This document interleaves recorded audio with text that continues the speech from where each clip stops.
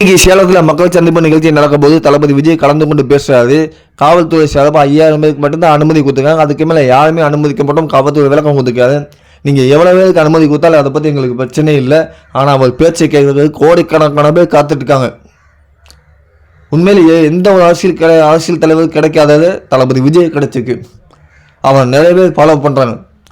அவர் எப்போ பேச போகிறார், எங்கே பேச போகிறார் அப்படிங்கிற பற்றி கவலைப்படாமல் அவர் என்ன பேசினாலும் சரி அதை கேட்கறதுக்கு கோடிக்கணக்கான பேர் காத்திருக்காங்க. அதுதான் தளபதியோட பவர்.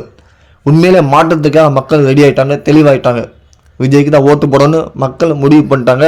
இந்த 2026 சட்டமன்ற தேர்தலில் தளபதி விஜயோட தமிழக வெற்றிகள் தான் ஆட்சியை பிடிக்கும். எந்த வித மாற்றம் இல்லை. மக்கள் தயாராகிட்டாங்க, முடிவு பண்ண தயாராகிட்டாங்க.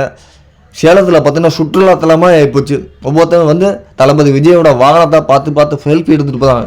இந்த மாதிரி பேருக்கு யாருக்குமே கிடைக்காது. தளபதி விஜய் ப்ரெஸ் மீட் கொடுக்கலங்கிறீங்க. ஆனால் எல்லா மீடியாக்காரும் தளபதி விஜய் தான் ஃபாலோ பண்ணுறாங்க. அவங்க நினச்சா அந்த வீடியோவை லைவாக கட் பண்ண லைவே போடாமல் இருக்கலாமே, அதை மட்டும் ஏன் பண்ண மாட்டேறீங்க? ப்ரெஸ் மீட் பண்ணுறது கட்டாயம் கிடையாது. அவங்களுக்கு எப்போ தோணுதோ தளபதி விஜய் கண்டிப்பாக கொடுப்பார்.